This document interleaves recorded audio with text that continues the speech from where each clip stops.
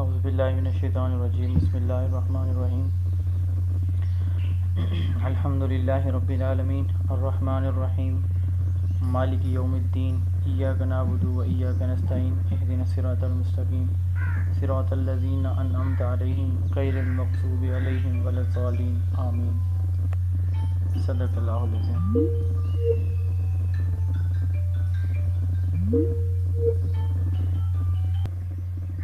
Clear है sir? अच्छा, एक और मसला सब बना क्लियर है, है। एक और इशू बना है, और वो इशू ये बना है कि रिकॉर्डिंग स्टॉप हो गई थी। चले मैं ये बिहेवियरिज़म एक दफ़ा क्विकली रिवाइज़ कर देता हूँ ताकि जो लोग ऑफलाइन होकर सुनेंगे तो उनको इसका फ़ायदा हो जाए। जी, अब इतना सारा रिपीट करूँ मैं।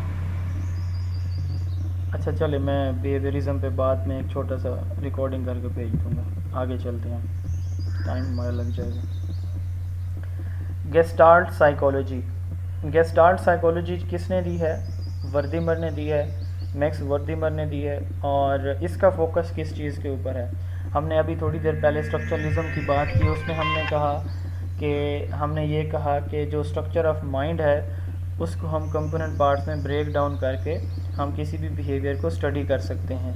ठीक है, तो ये वो साइकोलॉजी है जो कहती है कि नहीं जी, हम किसी भी बिहेवियर को, किसी कॉन्शियस एक्सपीरियंस को उसके कंपोनेंट पार्ट्स में डिवाइड नहीं कर सकते, बल्कि हमें बिहेवियर को एज अ होल स्टडी करना चाहिए।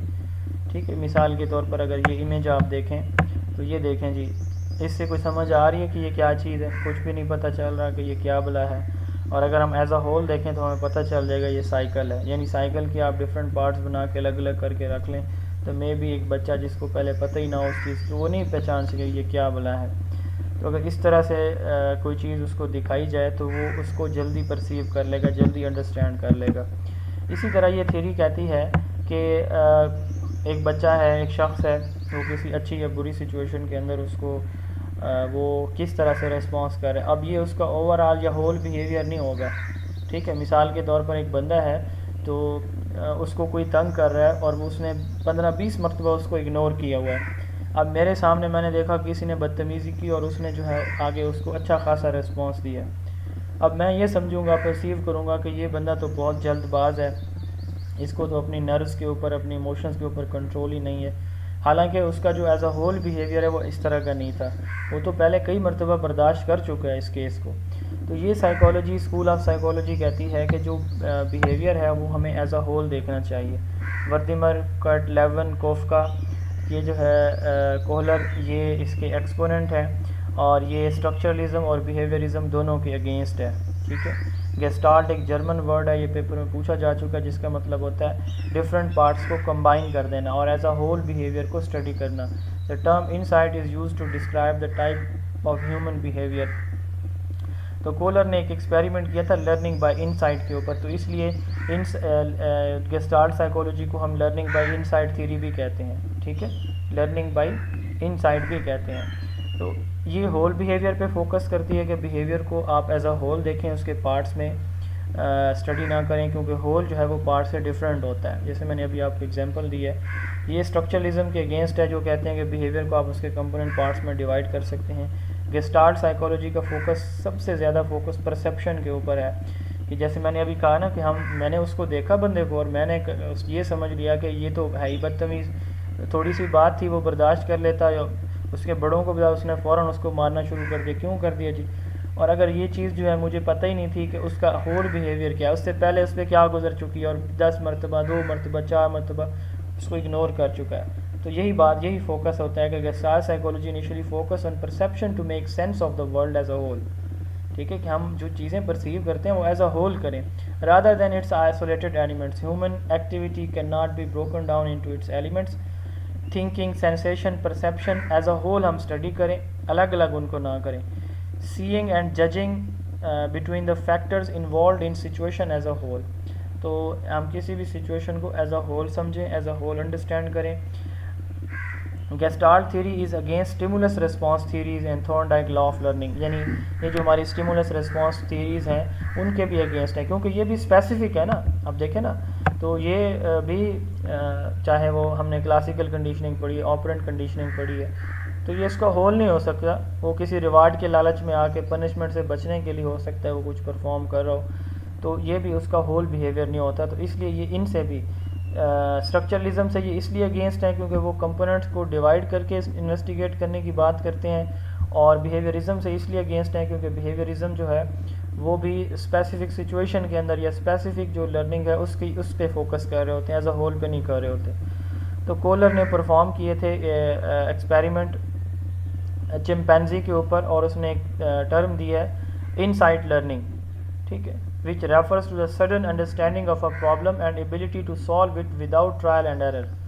चिंपैंजी जो है ना, उनको उसने क्या किया, एक कमरे के अंदर ना बंद किया, भूखा था, तो उसने ना छत के साथ ना कुछ जो बनानाज हैं, केले, वो लटका दिए और कुछ बॉक्सेस नीचे रख दिए कमरे के अंदर ना, इसने कोलर ने। अब वो जो चिंपैंजी है, ये इसमें कहते हैं कि विदाउट ट्रायल एंड एरर, बग़ैर किसी गलती किए उसने डायरेक्ट ही काम किया और उसको सीख लिया। अब वो चिंपैंजी ना जी, उसने कुछ टाइम बैठा, केलों को देखा, ऊपर हाथ करने की कोशिश की, जंप लगाने की, नहीं हो रहा। उसने कहा अच्छा ठीक है, कोई हल ढूंढते हैं। इसने बॉक्सेस रख दिए, उस बड़ा बॉक्स, फिर छोटा, वो रख दिए अंदर। अब क्या हुआ कि उसने बड़ा बॉक्स नीचे रखा, उससे छोटा ऊपर, उससे छोटा ऊपर, ऊपर चढ़ के उसने केले उतारे और खा लिए। तो इसको उसने कहा कि लर्निंग बाय इनसाइट है, कि सडन, अचानक से जो है वो एक ऐसा सोल्यूशन निकाल लेना जिसका पहले एक्सपीरियंस भी नहीं था, ठीक है, और बग़ैर गलती के निकालना, यानी इनसाइट कहते हैं अंदर झांकने को। तो अपने इंटरनल जो है ना मेंटल एबिलिटीज़, उनको यूज़ करते हुए किसी सिचुएशन को सडनली परसीव करना, समझना, और बग़ैर गलती के उसका सोल्यूशन निकाल लेना, इनसाइट लर्निंग कहलाती है। तो ये पॉइंट यहाँ पे मैंने जो स्किप किया था, कि taking an immediate decision and behaving accordingly. एक इमीडिएट सोल्यूशन आपने निकाला, डिसीजन किया, और उसको आपने जो है उसका सोल्यूशन भी निकाल लिया। तो ये क्या कहलाता है जी, गेस्टाल्ट साइकोलॉजी कहलाती है। अच्छा जी, कोलर ने ये एक्सपेरिमेंट परफॉर्म किए थे, तो ये मैंने बता दिया कि ये जो है इसके अगेंस्ट हैं, बिहेवियरिज्म के और स्ट्रक्चरलिज्म के। एक और थ्योरी है जो इसके टोटली अपोजिट है, रिचर्ड डॉकिंस ने दी। उसने कहा कि हम जो है यानी हमारे बिहेवियर के कंपोनेंट पार्ट्स हैं ना, हम उनको इन्वेस्टिगेट कर सकते हैं, एज अ होल नहीं करना चाहिए हमें, यानी ये उसके अगेंस्ट है, रिडक्शनिज्म। ये सिंगल लाइन में आप याद रखें कि समथिंग बाय ब्रेकिंग। सर ये जो अभी आपने एग्जांपल दी है, हाँ जी सर ये जो अभी आपने एग्जांपल दी है, इसमें भी तो एनवायरनमेंट ही क्रिएट किया है। इन्वायरमेंट क्रिएट हुआ है, ये एज अ होल बिहेवियर की इनसाइड लर्निंग, उसने इनसाइड लर्निंग की बात की है ना। इन्वायरमेंट नो डाउट इसके अंदर क्रिएट हुआ है, बट इसका जो फोकस था कोलर का वो ये था कि जो सडन डिसीजन मेकिंग है वो कैसे होती है। तो उसमें कोई स्टिमुलस, रिस्पॉन्स, रिवॉर्ड, पनिशमेंट की बात तो नहीं हो रही ना। तो इसने जो है वो देखा है कि ये अचानक से कैसे उसके अंदर डिसीजन मेकिंग आती है, कि कैसे वो प्रॉब्लम का सलूशन किस तरह से बग़ैर किसी ट्रायल एंड एरर के निकाल लेता है। अच्छा, रिडक्शनिज्म की हम बात कर रहे थे, तो ये जो है ना चीज़ों को उसके कंपोनेंट पार्ट्स में ब्रेक डाउन करके फोकस, इन्वेस्टिगेट करने पे फोकस करते हैं, यानी रिडक्शनिज्म गेस्टाल्ट के अगेंस्ट है। जी सर स्लाइड सही से हो नहीं हो रही। अच्छा, हो जाएंगी, आप सही भी शो ज्वाइन हो कर। रही है। अच्छा, उसके बाद जो पांचवी हमारी अप्रोच है वो है कॉग्निटिव साइकोलॉजी। अल्रिक नेसर जो है वो इसके फादर हैं कॉग्निटिव साइकोलॉजी के। टॉलमैन ये जो है भी एक फाउंडर हैं इसके। जीन पियाजे स्विस साइकोलॉजिस्ट हैं, और नॉम चॉम्स्की ये इसके एक्सपोनेंट हैं। चॉम्स्की ने 2006 के अंदर एक थ्योरी दी थी, लैंग्वेज एक्विजिशन डिवाइस, LAD। तो ये अभी ज़िंदा है, 1928 में पैदा हुए और अभी तक हयात हैं। अच्छा, तो चॉम्स्की की ये जो टर्म है ये अभी हम पढ़ेंगे बल्कि आगे। तो कॉग्निटिव साइकोलॉजी नाम बता रही है, नाम इसका बता रहा है कि ये जो साइकोलॉजी है, स्कूल ऑफ साइकोलॉजी, इसका फोकस किस चीज़ के ऊपर है। इसको वाइट बॉक्स कहते हैं। ये बेसिकली आया था in reaction to behaviourism. Behaviourism को हमने क्या कहा कि it is some time known as black box theory, यानी ये कहती है कि जो माइंड है उसका इंटरनल, उसके अंदर कुछ भी कोई चीज़ स्ट्रक्चर मौजूद ही नहीं है, माइंड की मैं बात कर रहा हूँ। तो ये सारा का सारा इन्वायरमेंट है जो कि एक्सटर्नल फैक्टर है, जो कि उसके बिहेवियर को शेप करता है। अब यहाँ पे देखें, ये थ्योरी कहती है कि नहीं जी, इन्वायरमेंट नहीं, नो डाउट इन्वायरमेंट मौजूद होता है, बट बच्चा जो है जब तक उस इन्वायरमेंट से आने वाली इन्फॉर्मेशन को अपने माइंड के अंदर प्रोसेस नहीं करता, तब तक जो है वो किसी सिचुएशन को ना अंडरस्टैंड कर सकता है, ना उसके अंदर उसको सक्सेस मिल सकती है। ठीक है, तो यानी इसका फोकस किस चीज़ के ऊपर है? तीन वर्ड आप देखें ना, ये आपने ये थ्योरी का नाम आप मुझे बताएंगे। इनकोडिंग, स्टोरेज एंड रिट्रीवल, ये आप पहले चैप्टर में पढ़ चुके हैं जी। किसकी थ्योरी है, किसने दी थी, और इसका नाम क्या है? सर ये इंफॉर्मेशन प्रोसेसिंग थ्योरी थी, आई थिंक इसकी, ये चॉम्स्की की है। हाँ जी, चॉम्स्की। सर ये मिलर ने दी थी, मिलर कोई था सर, उसने दी थी।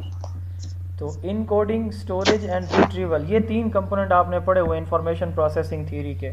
बेसिकली जो मेन थीम है ना इस थ्योरी का, इस स्कूल ऑफ साइकोलॉजी का, वो ये इनकोड क्या होता है, अपने जहन के अंदर किसी इंफॉर्मेशन को सेव करना, ठीक है, सर की आवाज आ रही है? अच्छा, स्टोरेज क्या होता है, चीज़ों को मेमोराइज करना, और रिट्रीवल क्या होता है, ज़रूरत पड़ने पर उस इंफॉर्मेशन को बाहर निकालना या यूज़ करना। तो ये जो है 3 कंपोनेंट होते हैं किसके, कॉग्निटिव साइकोलॉजी का सारा फोकस इन्हीं पॉइंट्स के ऊपर है, यानी thinking, memory, language development, perception, imagination, ये सारे मेंटल प्रोसेसेस हैं। और इन मेंटल प्रोसेसेस को यूज़ करके कैसे कोई शख्स जो है वो क्या करता है, प्रॉब्लम्स के सलूशन निकालता है या अपने आप को कहीं पे एडजस्ट करता है। तो ये बात की किसने, कॉग्निटिव साइकोलॉजी ने। ये बेसिकली किसके अगेंस्ट आई है जी, बिहेवियरिज्म के अगेंस्ट आई है। तो नोम चॉम्स्की ने कहा कि हर शख्स के पास, हर इंसान के पास एक इनहेरेंट जो है वो पैदाइशी इनबॉर्न एक लैंग्वेज एक्विजिशन डिवाइस मौजूद होती है। अल्लाह ताला ने उसके जहन के अंदर, एक दिमाग के अंदर एक पुर्जा पहले से बना के रखा होता है जो किसी भी लैंग्वेज को सीख सकता है। ठीक है, तो इसका इन्वायरमेंट का इस पर कोई रोल नहीं है अकॉर्डिंग टू चॉम्स्की। तो उसने कहा कि लैंग्वेज एक्विजिशन डिवाइस एक नेचुरल फिनोमिना है जो पहले से मौजूद होता है बच्चे के माइंड में।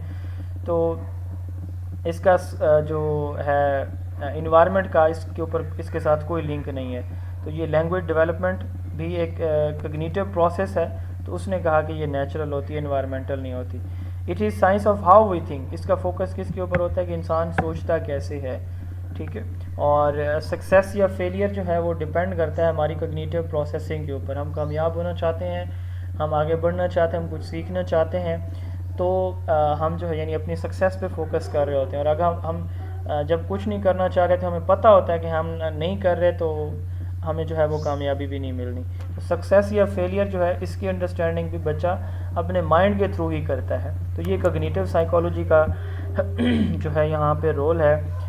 इसका सारे का सारा फोकस मेंटल प्रोसेसिंग के ऊपर है, थिंकिंग के ऊपर है। ठीक है, अब इसको हम वाइट बॉक्स थ्योरी कहते हैं। ठीक है, वाइट बॉक्स थ्योरी इसलिए कहते हैं क्योंकि ये थ्योरी बिहेवियरिज्म के अगेंस्ट है, जिसको हम ब्लैक बॉक्स थ्योरी कहते हैं। बिहेवियरिज्म कहते हैं कि माइंड जो है ना वो ब्लैंक है, खाली है, कुछ भी नहीं है उसके अंदर। और ये थ्योरी कहती है कि नहीं जी, माइंड ही सब कुछ है, और मेंटल प्रोसेसिंग से ही बच्चे की पर्सनैलिटी डेवलप होती है। वो अपनी कामयाबी नाकामी को खुद सोचता है, और उसके बाद वो डिसीजन मेकिंग, प्लानिंग, ये सब कुछ करता है। प्रॉब्लम सॉल्विंग जो एबिलिटीज़ हैं वो उसके अंदर आती हैं। ये हमने जी पढ़ लिया यहाँ तक। 5 हमारे जो है वो हमने स्कूल ऑफ साइकोलॉजी पढ़ लिए हैं, 2 हमारे रहते हैं इंशाल्लाह, फिर वो कल पढ़ेंगे। यहाँ तक कोई क्वेश्चन है तो आप पूछ सकते हैं जी। अस्सलाम वालेकुम। ये मेरी जो स्टूडेंट ऑनलाइन लेक्चर सुन रहे होते हैं, तो आज एक इशू बना है। वो इशू ये हुआ है कि जी ये जो बिहेवियरिज्म है इसका जो लेक्चर है वो रिकॉर्डिंग में नहीं आ सका, तो ये मैं दोबारा आप लोगों के लिए रिकॉर्ड कर रहा हूँ। बिहेवियरिज्म बेसिकली ये school of psychology in reaction to structuralism and functionalism आया। अब जो बिहेवियरिज्म है इनका फोकस ये है कि ना हमारे माइंड का जो स्ट्रक्चर और ना ही फंक्शन ये बिहेवियर को शेप करते हैं, बल्कि एक तीसरी चीज़ इन्होंने एक नया मैदान खड़ा किया, और वो ये था कि जो इन्वायरमेंट है ना, ये वो फैक्टर है जो कि हमारे बिहेवियर को शेप करता है। क्या चीज़ है इन्वायरमेंट? जोहन बी वाटसन ने ये बिहेवियरिज्म टर्म इंट्रोड्यूस करवाई थी अपने एक आर्टिकल जिसका नाम बिहेवियरिस्ट मैनिफेस्टो है 1913 के अंदर। और ये क्लासिकल कंडीशनिंग जो पैवलोव ने दी थी उससे ये इंस्पायर था। वाटसन ने ये रिसर्च की और इसने कहा कि जो लव, फेयर और एंगर हैं, ये 3 चीज़ें बेसिक इमोशंस हैं। ठीक है, इस थ्योरी के जो एक्सपोनेंट हैं, सपोर्टर्स हैं, वो उनमें पैवलोव, लाशले, टॉलमैन, स्किनर और थॉर्नडाइक मौजूद हैं। अब पहला पॉइंट इसने कहा, इस थ्योरी ने, कि स्ट्रक्चरलिज्म और फंक्शनलिज्म जो है ये दोनों गलत हैं। दूसरा पॉइंट इन्होंने कहा कि यानी इनका फोकस किस चीज़ के ऊपर, साइकोलॉजी में किस चीज़ के ऊपर था, ऑब्जर्वेबल बिहेवियर के ऊपर, जिसको हम ऑब्जर्व कर सकते हैं, एक्शंस को मैयर कर सकते हैं। तो इन्होंने कहा कि बिहेवियर एक्शन होते हैं ना, तो हम उनको मैयर भी कर सकते हैं, ऑब्जर्व भी कर सकते हैं। स्ट्रक्चरलिज्म और फंक्शनलिज्म जो पॉइंट दे रहे हैं, ना हम उनको देख सकते हैं ना हम ऑब्जर्व कर सकते हैं, ठीक है। तो ये उनके अगेंस्ट हुए, पहली बात। अच्छा, दूसरा इन्होंने कहा कि जो हमारी कॉन्शियसनेस है उसको भी हम उसके कंपोनेंट पार्ट्स में ब्रेक डाउन करके नहीं देख सकते, ठीक है। कॉन्शियसनेस को भी हम कंपोनेंट पार्ट्स में ब्रेक डाउन करके नहीं देख सकते। अच्छा, उसके बाद जो है क्लासिकल कंडीशनिंग इन्होंने दी। क्लासिकल कंडीशनिंग बेसिकली इसके अंदर एक स्टिमुलस को दूसरे स्टिमुलस के साथ जोड़ा जाता है। इसको इसमें ना बेसिकली 3 तरह के डिफरेंट स्टिमुलस यूज़ होते हैं। एक होता है नेचुरल स्टिमुलस, एक होता है न्यूट्रल स्टिमुलस और एक होता है कंडीशनड स्टिमुलस। नेचुरल स्टिमुलस को हम अनकंडीशनल स्टिमुलस भी कहते हैं। ये एग्जांपल आप देखें कि ये डॉग है, ये मीट है, जो पावलोव ने क्लासिकल कंडीशनिंग में एक्सपेरिमेंट किया। उसने कहा कि जब मैं मीट सामने रखता तो सलाइवेशन स्टार्ट हो जाती, ठीक है, राल टपकना शुरू हो जाती, कुत्ते के मुंह में पानी आ जाता। फिर उसने एक दिन यूँ किया कि बेल बजाई कि क्या बेल बजाने से कुत्ते के मुंह में पानी आता है। उसने देखा कि नहीं आता। फिर उसने क्या किया, कुछ दिन के लिए ऐसा किया कि वो गोश्त देने से, मीट देने से पहले बेल बजाता।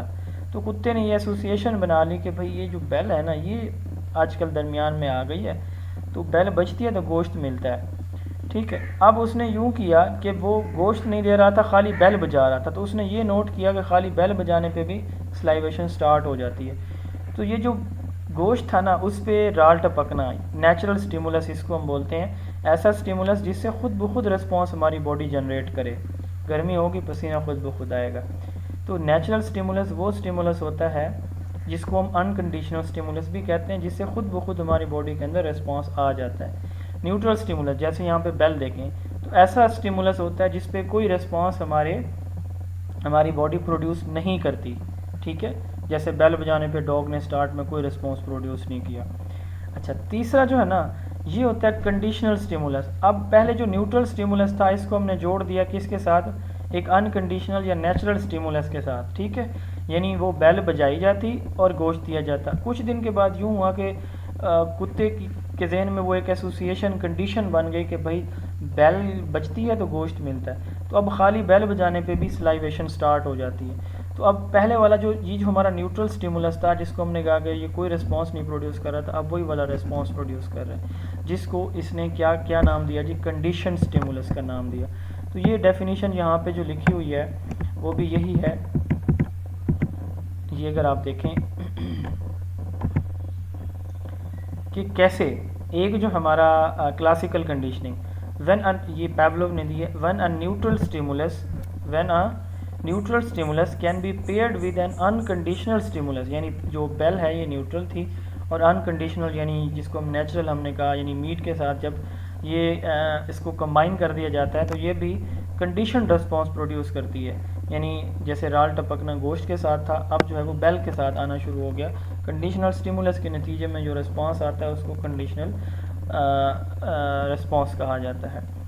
दूसरी इन्होंने ऑपरेंट कंडीशनिंग दी, जिसको हम कहते हैं कि किसी यानी बच्चा कोई टास्क मुकम्मल करता है ना, काम करके ले आता है तो उसको रिवार्ड दे देना, नहीं करके आता उसको कहना कि 3 मरतबा लिख के दिखाओ अभी मुझे बैठ के।